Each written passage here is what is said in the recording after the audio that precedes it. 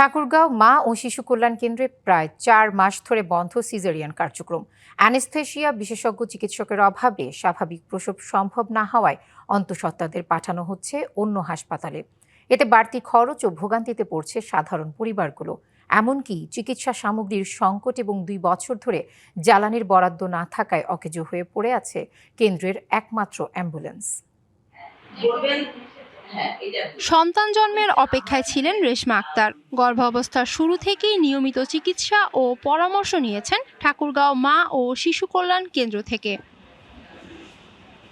প্রসব বেদনা শুরু হলে পরিবারের সদস্যরা তাকে নিয়ে আসেন এই কেন্দ্রেই, কিন্তু পরীক্ষা নিরীক্ষার পর চিকিৎসক জানান জটিলতার কারণে স্বাভাবিক প্রসব সম্ভব নয়, করতে হবে সিজারিয়ান।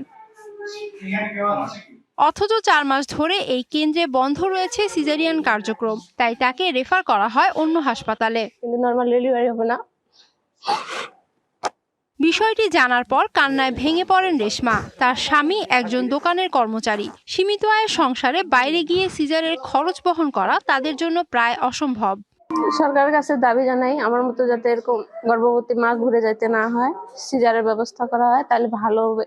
শুধু রেশমা নন, একই ভোগান্তির শিকার হচ্ছেন আরও অনেক অন্তঃসত্ত্বা। সরকারি হাসপাতালে স্বল্প খরচে চিকিৎসার আশায় এলেও প্রয়োজনীয় সেবা না পেয়ে হতাশ হয়ে ফিরছেন তারা। চেকআপটা হয়, কিন্তু অন্য কোনো ওষুধ আমরা পাই না। যদি নরমালে বাচ্চা না হয় তাহলে আমরা পরবর্তীতে কোথায় সিজার করব? এখানে তো সিজারের কোনো ব্যবস্থা নাই। গত ৮ মাস যাবত এখানে কোনো সিজার হচ্ছে না। আমরা অভাবীয়া মানুষ, আমরা কোথায় যাব? আমি সরকারিভাবে আমাদের বোনকে চিকিৎসা নিতে চাচ্ছি, কিন্তু এখানে সরকারিভাবে চিকিৎসা নেওয়া পাচ্ছি না। একসময় রোগীর ভিড়ে ব্যস্ত থাকা ঠাকুরগাঁও মা ও শিশু কল্যাণ কেন্দ্র এখন অনেকটাই ফাঁকা। অপারেশন থিয়েটারে নেই কোনো কার্যক্রম, কমে গেছে রোগীর সংখ্যাও।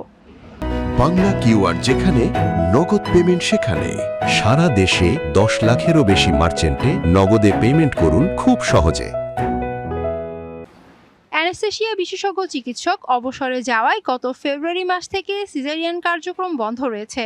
শীঘ্রই নতুন অ্যানেস্থেশিয়া ডক্টর দিলে অবশ্যই আমরা আবার আমাদের অ্যানেস্থেশিয়া চালু হবে এবং আমরা সিজারিয়ান সেকশনটা আবার আমরা সেটা চালু করব এবং ভালোভাবে রোগীদেরকে সেবা দিতে পারবো। শুধু সিজারিয়ান সেবাই নয়, চিকিৎসা সামগ্রীর সংকটও রয়েছে এই কেন্দ্রে। আমাদের এখানে প্রায় ১.৫ বছর ২ বছর মতো হচ্ছে ওষুধ ঠিক মতন আসছে না, আসে না বলা চলে। আর সাধারণ রোগীরা অনেক ভুগতেছে সেজন্য ওষুধ না পাওয়ার কারণে।